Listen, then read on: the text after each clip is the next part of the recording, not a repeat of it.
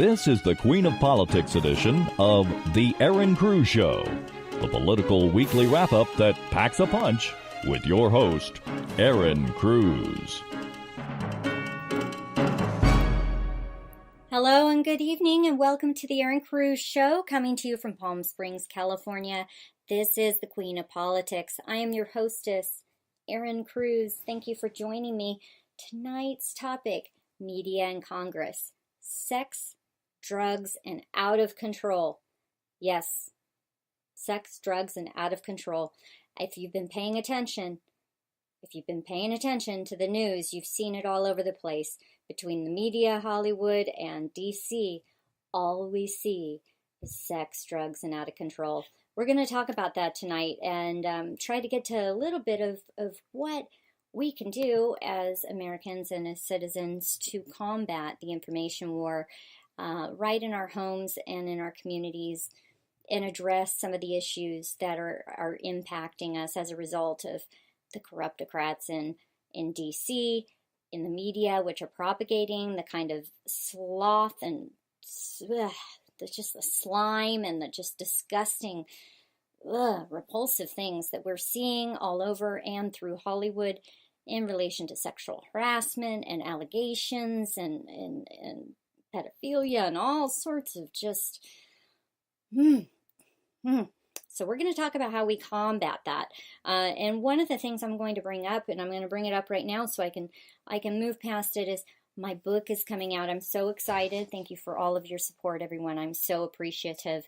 It's Revolution America, and I believe that you and we are the revolution. The revolution is in our mind, and the revolution starts at home.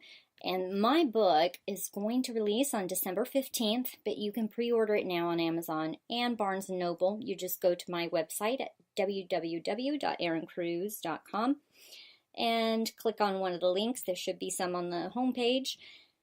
Pre-order that today. It's great. It's an under $20 gift for some friends. It'll mail out on the 15th if you pre-order it, and it'll get to you by Christmas, by Hanukkah. Yes, pretty cool. And again, read it yourself and pass it on to a friend, when you're through with it. It's a great read, and I know everybody will enjoy it and take something from it. So let's move past this because, one of the things I talk about in my book is communication. It's a communication book, obviously. One of the things I talk about is how we relate to ourselves and the people around us, and how that impacts our world, and our communities. I mean, our children flows out to their schools, flows outward, through time and through life into the community at large. Also, many of us are active politically and whatnot, and so everything we do, everything we come in contact, the way we view things, the way we act versus react, all of this, okay, we have the ability to transform our homes, our communities, and our nation, right? So how do we do that?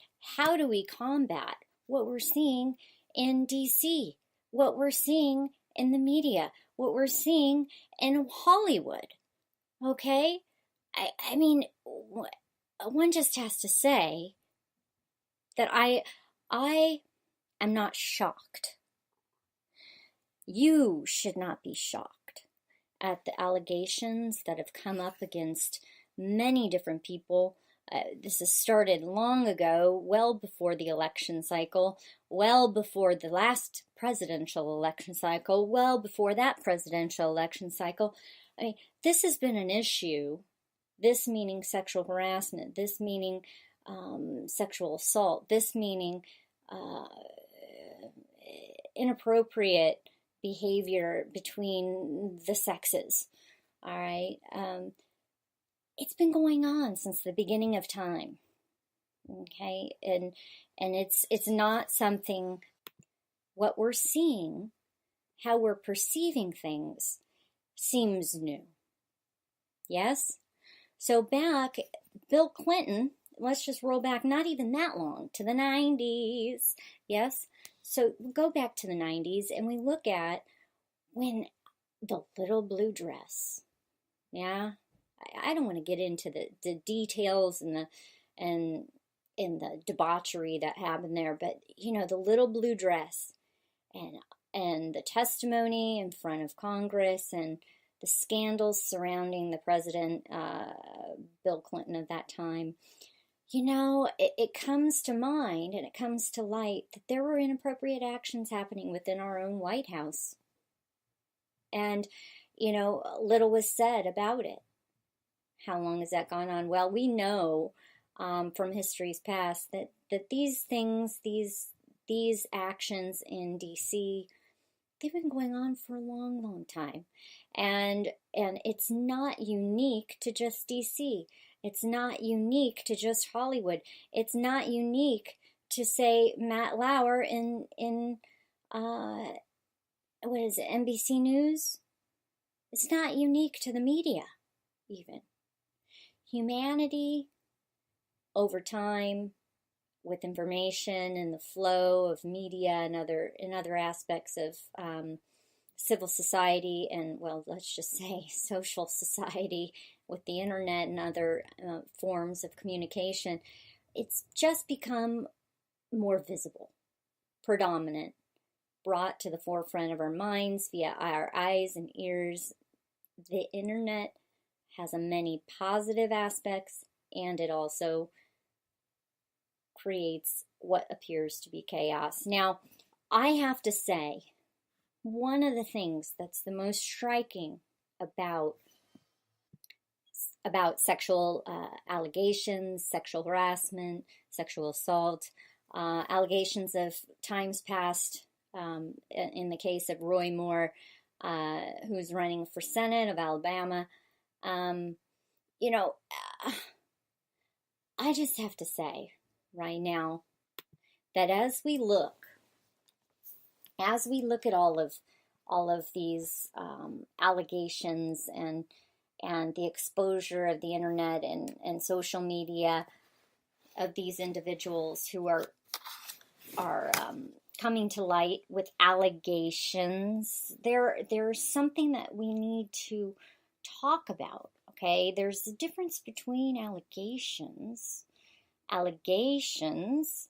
and actual misconduct, actual sexual assault, actual sexual harassment. In the case of Al Franken, in the case of Conyers, okay, Conyers, if you've been paying attention, Congressman Conyers, he had some years back been accused, okay, of sexual harassment, and he settled a case. $27,000 he settled for. And the question is this: why settle? Why settle? I've read and read and read. Really, I mean, I just have to say, why settle? If you're not guilty, bring the accusations to court, and either one, my name will get cleared, or two, I will be shunned out of the halls of Congress. But don't rub my name into the carpet. Don't rub my name into the dirt. Yes? So the question is this: why would an individual settle a sexual harassment suit? So as to, there are a few reasons. One, so as to not expose the person, bring any kind of gleaning light on what could pose to be many other further allegations by other individuals if you were an accused person and you were guilty. The other reason might be, you don't want any press. You don't want, it's an election year. You don't want to be, questioned, right? Look what's happening with Moore, yeah, in his race. Well, the other reason why you might want to settle would be because you want to put on a gag order. That is correct. What happens when you settle, you have a financial settlement? Generally speaking, there is a gag order. There is a non-disclosure agreement. There, basically, the victim or the accuser is put in a position where they cannot speak about the accusations. And quite frankly, it is just that. It's a gag order. It's basically a paid silencing. And then we have the people who say, well, I don't know that that would be why you would want to do this, why you would want to settle sexual harassment case with financially. Other gold diggers might come up and see an opportunity and falsely accuse you. Look, the fact of the matter is this: if you are innocent, it's a dirty mess if you've been accused of improprieties, if you've been accused of breaking the law, because essentially that's what it is. There are federal and state laws protecting employees from sexual harassment and improper and unwarranted behaviors. Yes. So, and there are so many details to that section. We could do an entire show on that. But we won't. We'll go ahead and we'll stay topical, and we're going to talk about the people involved and why and how and what we can do to change things. So when we look at these sexual allegations and why the settlement would want to be pushed, and we see that there could be these supposed other accusers that come out and looking for money, looking for a payday, looking for an opportunity. If you're above board, people are going to say you're above board. You act in a way, you carry yourself in a manner, you behave in a way which is becoming of your position. You are above reproach. People know you, they know your character, and that you are not a person who would engage in that sort of activity. It brings to mind, and I know many people have talked about this, when the vice president was somebody wanted to meet with him, and he says, well, as long as my wife is there. Look, you can chastise the man to high heck, okay? You can chastise Pence Vice President Pence to high heck for what he said. As a matter of fact, many media outlets did. They chastised him. They basically pointed their finger at him and laughed. What is he that he has to have his wife there? He can't have a meeting? I mean, how pathetic is that? Well, now people see, well, maybe that wasn't so silly after all. Perhaps that's just a gleaning of, look, you're not going to put me in a position where my honor is questioned, where my value systems are put at risk, and my name could be tarnished based on allegations. Because as we see most recently I don't know, there's a half dozen or more individuals who have been thrown under the bus simply by allegations. And folks, I talked about this a couple weeks ago. Allegations are just that. There's nothing substantiated about an allegation. There's nothing incriminating about an allegation. At the point where an allegation gets pushed forward and they start calling for evidence, I mean, look, we live in the United States of America. We are innocent until proven guilty. We all need to really think about this when we jump on people, when we go to call them out and essentially rub their name in the dirt. We are innocent until proven guilty. And sometimes, and I'll even say that I am guilty myself of running prejudgments. And many times people say to me, why don't you talk about this hot topic? Why don't you talk about that hot topic? That's what's really hot right now. And I said, because you know what? The details just are not out yet. And every once in a while, I'll be in a private discussion and somebody will say, what do you think about this? And I just say, you know what? I really can't comment on it, because the fact of the matter is we have a lot to figure out about the situation. And that, more often than not, is what we're seeing right now. And that's how I'm saying media and Congress, media and Hollywood and Congress. Media is they are basically the people, the individuals that control, that actually push the information.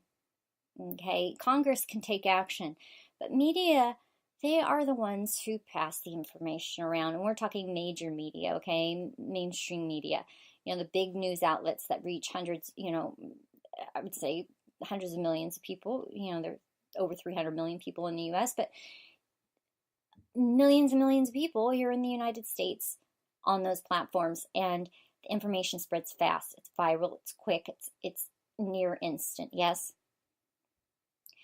they are the individuals, the media, the individuals who are passing this information. They're the ones that are responsible. They're liberty teeth. They're supposed to report what's going on in DC, report what's going on to the nation, and keep the public informed. And what we're seeing more often than not is a knee jerk, is a quick kick, is an instant need to get that headline, rather than gather the information, which should be supporting and documenting, because they are responsible. I mean, media, we are all as citizens responsible for what we share and what we talk about, and the direction our nation goes. But media especially has a responsibility to the people to be accurate and ethical. And what we're seeing is that many of the people who are the media heads or the talking heads or the contributing heads of these major news outlets are compromised. Now, the question is this, like in the case of Matt Lauer, right, which has come out, this issue was exposed with Matt Lauer a long time back. And not only did Matt Lauer carry on in a sexual harassment type fashion with a fellow employee, seems like he's been accused more than once now as of today. Not only did he engage in such behaviors, which he's now been fired for, but he pointed the finger towards other people, accusing them of carrying on in such a matter, in such exchanges. Look in the mirror, okay? I'm going to be frank with you people. I'm going to just be downright frank. I pride myself on being a good person, but I am not perfect. None of us are. But the fact of the matter is this, is that when we have people who are in these positions, your past is your past, your present is your present. It's something where, at a certain point, you expect that how many times, okay, I'd like to talk about this for a second. I'm going to kind of go on a tangent. How many times have you talked to a reformed drug addict or a reformed alcoholic, or,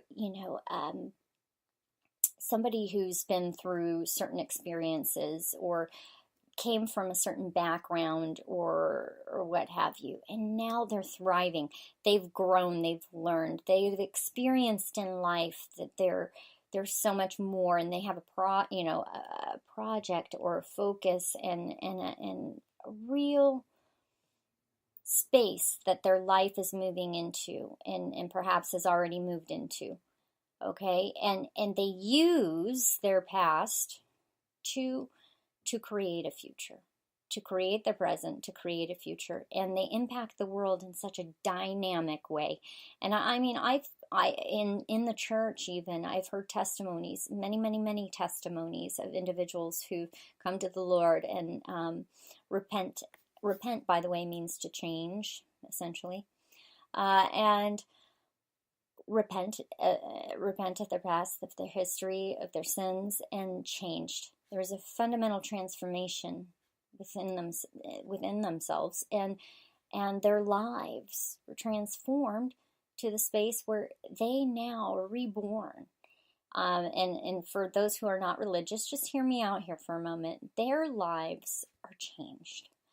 And I'm not saying they're perfect, but quite frankly,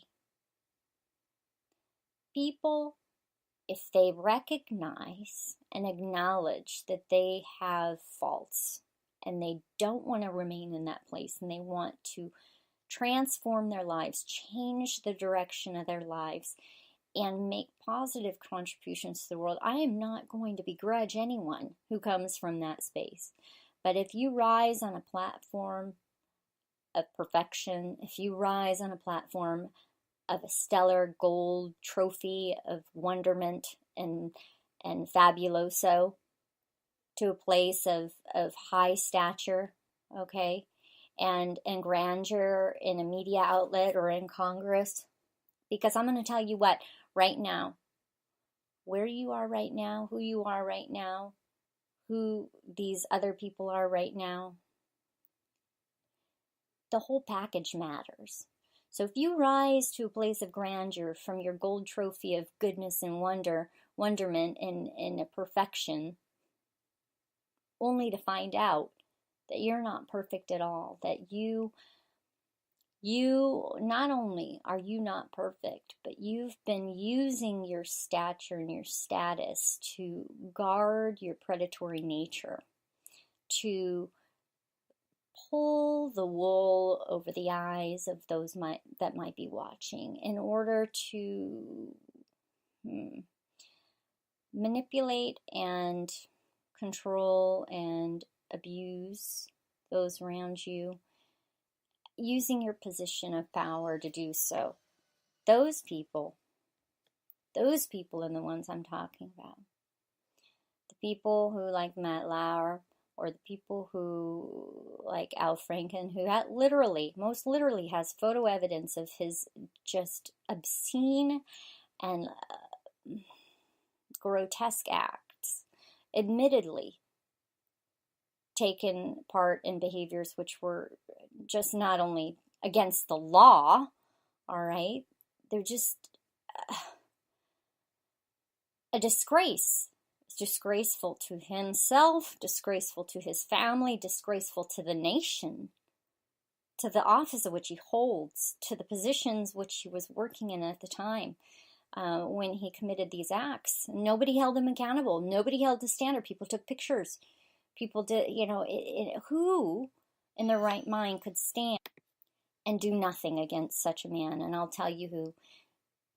The people who stand behind and do nothing are just as bad as those who take part in this sort of behavior. The predators which prey on their victims. And so we look at Al Franken and we look at Conyers even, sure, he's not been proven guilty. He's settled out of that sexual harassment suit, but it brings up a lot of questions.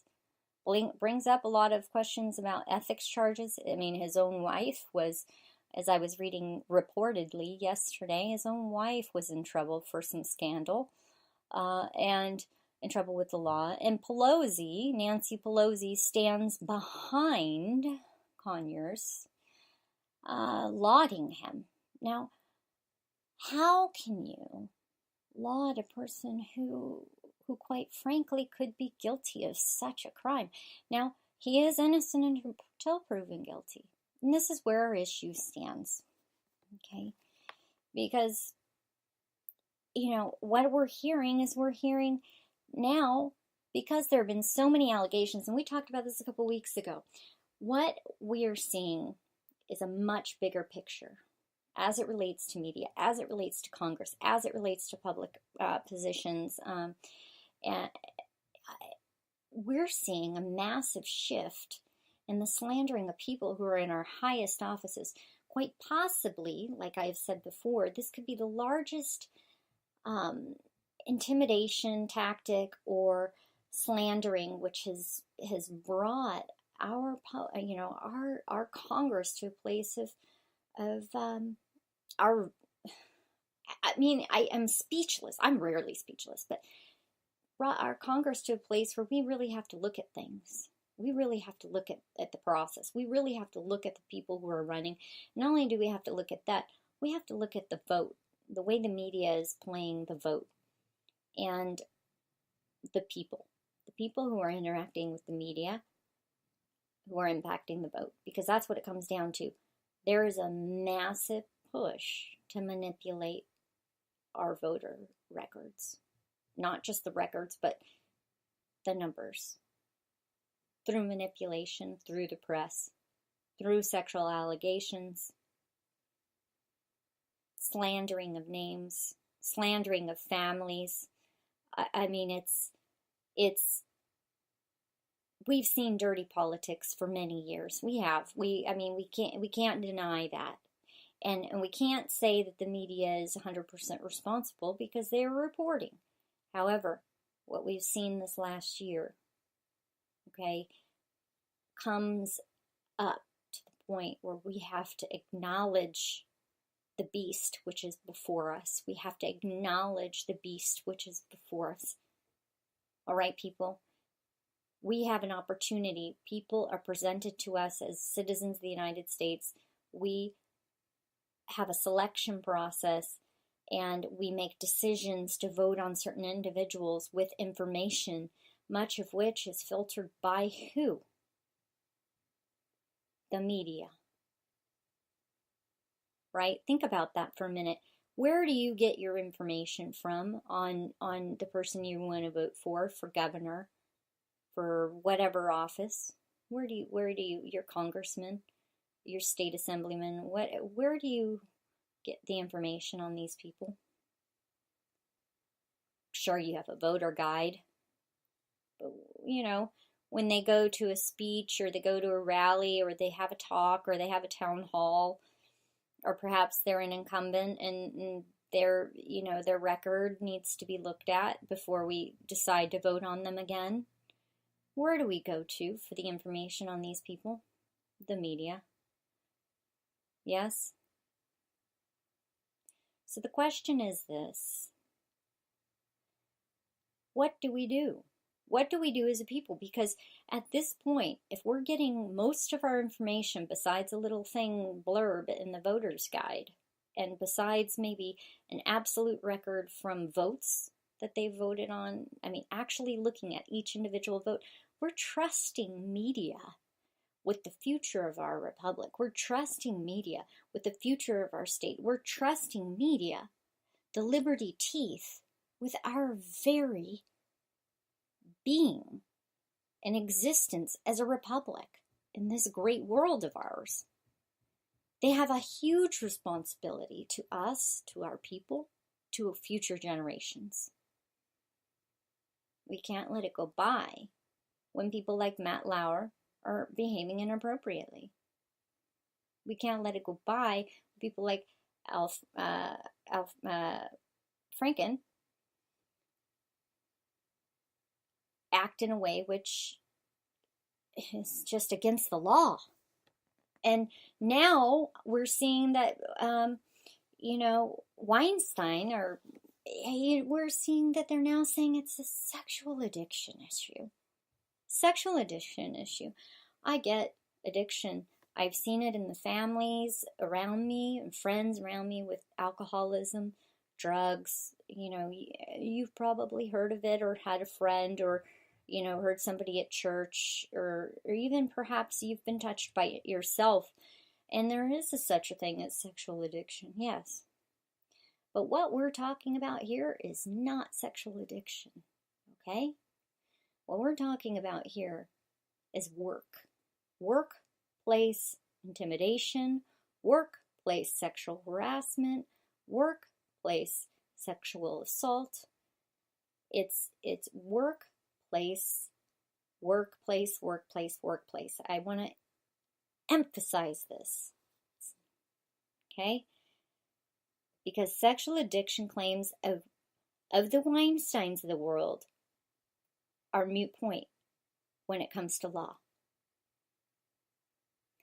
In a work environment, no matter how lush it may be, it is never permissible to sexually assault someone or sexually harass. Both are against the law. Against the law. Punishable by law and up to termination. Just because you live in a cush Hollywood estate or in a plush, and lavish place over in DC. Just because your workplace is at a dinner table conversing about and having a meeting about something does not give you the space to sexually harass anyone. It doesn't. And the excuse of sexual addiction is a personal responsibility issue. If you have an addiction, be it alcoholism, be it drugs, be it sex, be it whatever, there are many, many different kinds of addiction. I personally am an admitted Diet Coke-aholic. I know it's a problem. I love my Diet Coke. I won't stop drinking Diet Coke. But the fact of the matter is this: that doesn't put my family in danger. That doesn't put my friends in danger. It's non-intoxicating, and it's essentially not harmful. But it is an addiction, and it probably addiction to caffeine, yes. But many people who have these other addictions, which could pose a risk to themselves, their health, dangerously, your life could be put at risk with alcoholism and drug addiction, and quite possibly with sex addiction, depending on what form of sex addiction it is. And in the case of Weinstein and others who are saying, oh, it's sexual addiction, look, everybody knew about certain things about certain people for a very long time. Did nobody stand up and say this is a problem? Well, his position, in many cases, or her position, nobody wanted to stand up because, the people who have power are the ones who control the money, control the influence, and nobody wants to tarnish that, right?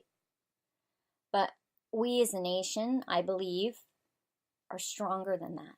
We as a nation can push through this. We as a nation can shift the way we look and think about things, and shift and look and change the way we act. I am glad, in a way, many people have come forward and shed light on the situation nationally. However, what we have to see is shifting from allegations and empty pointing of fingers to taking action and filing charges against parties who are breaking the law. So that means when people are sexually harassed, they need to report it. When people are sexually assaulted, they need to report it. When people have, just say, sexual addiction, get help.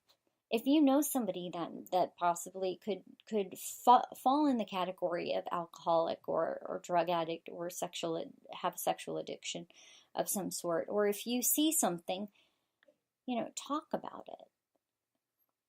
It's not enough to just shrug. It's not enough to just shrug. It's also not enough to just take information spoon-fed to us by the media and pass it around as if it's a main course meal. No. We have to question what the media is saying right now, because unfortunately what we're also seeing is misinformation, disinformation, misleading information, manipulating of the truth, perhaps slanting, sliding, exaggerations and whatnot. It's interesting to me when the media is talking about sexual harassment by Al Franken, when they're talking about sexual harassment by Matt Lauer, very little is brought up about law, that they broke the law. I was reading about how Matt Lauer was fired. One thing I noticed in every single one of the articles I read was nothing said that his employer was going, or the individual who was harassed against was going to raise up charges against him. Why not? Why not?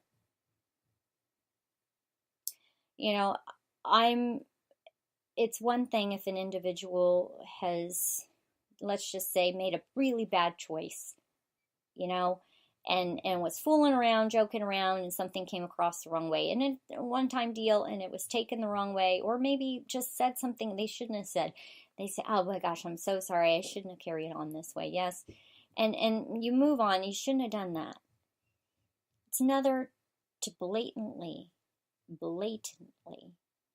sexually harass, intimidate, and carry on in a way which is against the law toward another fellow employee. My question is this: what will the people in power do about Matt Lauer besides laying him off? How about Al Franken? How about Conyers, that person who settled that suit? I'd really like to know what that was all about. I mean, were those legitimate items that were brought up, which Congress should have talked about? Should that action have been taken at the congressional level to unseat him for improper conduct? No, because he wasn't held responsible. He paid out. So the question is, why are we paying out all of this money to supposed victims? Why are we not holding our congressional members responsible? Why are we not holding hearings? And if they're innocent, they can move on. If they're not, well, not only are you fired, your career is gone, but then settle. Well, not settle, that's the wrong word, but compensation. There has to be some sort of victory, of justice for people who are wronged. And I'm not a social justice warrior by any means. Social justice is probably pretty low on my list. Reparations and those kinds of things. It's just, I just roll my eyes many, many times because of the information behind it. But as it relates to this sort of activity, you have to say there has to be justice brought to the victims. And the biggest thing I think we can learn is each one of us have a role to play. Each one of us citizens have a role to play. Go into your job, go into your family, go into your community, and be a good person, be a good steward, be a good witness of your faith, be a good witness to your life and all things good which you want for your family, for yourself. Be kind, obey the law, be respectful, be a hard worker. Be a good citizen. And I know that sounds corny, but it's really quite simple. If all of us did that, look at where we could be. If we were all united in that space, look where we could be. And I think it's important to look at it that way, yes. And so what do? How do we take action? It starts with us. It starts with when you read a news article and it's trash, don't pass it along. Or if you pass it along, put an excerpt on it and say what you're thinking about it. And be quite honest when you talk to your family, when you talk to your friends about certain topics, if it's relating to some of these sexual scandals that are going on, or I even hate that word, scandal. I mean, is it a scandal? Either it's true, the allegations are true, or they're not. And if the person is guilty, they're a predator and they broke the law and they should be held accountable. If it's not true, then they should be exonerated. Their name should be cleared. And we should all recognize that they're innocent. Move on. But we should all be good citizens and make good choices. Look to the media. Report only good subjects, good topics relating to the news. Hold these individuals in media accountable. Write the editors of the paper. Write the different media heads. If you're involved on Twitter, at them. And copy them on information. Call them out for things that you see that are inappropriate that they've written. Call them out for not addressing the issues that are important. Call them out for fake news. I mean, I hate to say there is fake news out there, and there's super fake news, but there is fake news out there, and it's impacting our votes. It's impacting our congressional offices. It's impacting our highest forms of government. If you want to look at collusion, if you want to look at improper activities, you don't have to look to Russia. You don't. You don't have to look to Russia. You can look right in our media. You can look right in our social media. You can look at the media outlets, and you can see very clearly that Russia is not our biggest problem. You can see our biggest problem is right here. And how do we combat that? By looking in the mirror. How do we combat that? One life at a time, one mind, one body, one action, one thought at a time. It starts with you. Revolution America starts with you, and it goes outward. So make sure and get involved. Make sure and contact those media heads and comment on social media that you see. And I know I'm repeating myself, but I just can't say it enough. Please. Speak truth. Speak truth. Now, I'd like to give you our number. I know that I do this every show. I'm going to give you the number to Congress.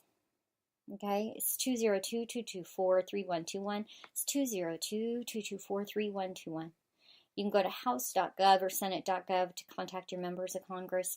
Please, please press them for truth, for transparency on sexual harassment, on sexual allegations and improprieties.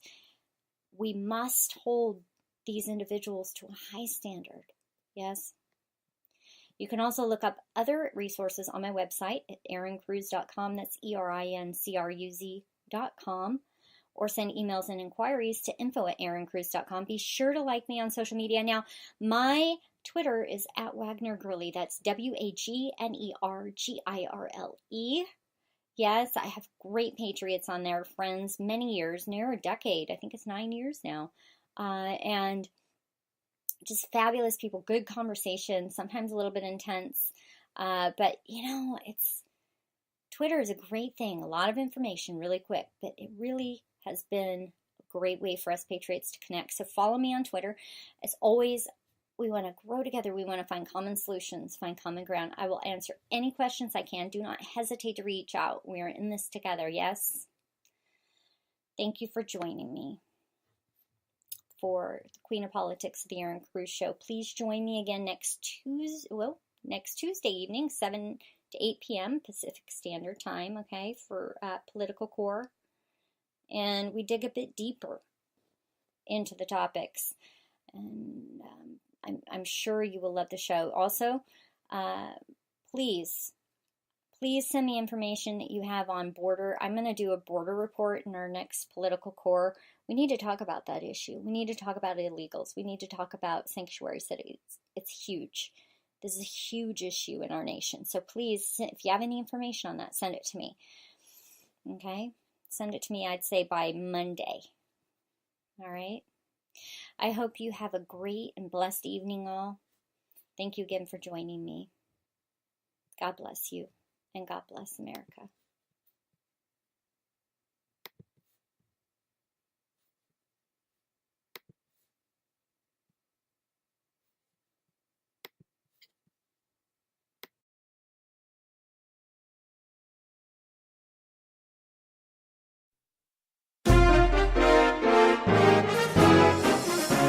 To hear more and to learn more on how you can make an impact or about the Queen of Politics and the Erin Cruz Show, visit us online at erincruz.com.